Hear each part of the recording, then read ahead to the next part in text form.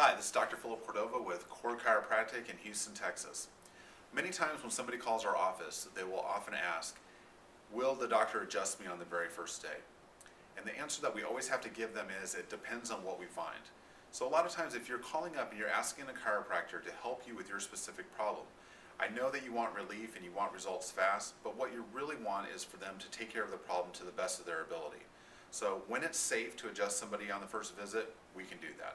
But what's most important is that we do a consultation, we do an examination, and we find out what's wrong first, so that every adjustment we do will help you get to your goal as quick as possible. So when you call up and you're wondering if we're going to get adjusted that first day, really think about it as, what's best for me, and is adjusting me that very first day the right choice? But more importantly, let's find out what's wrong first before we proceed with your treatment.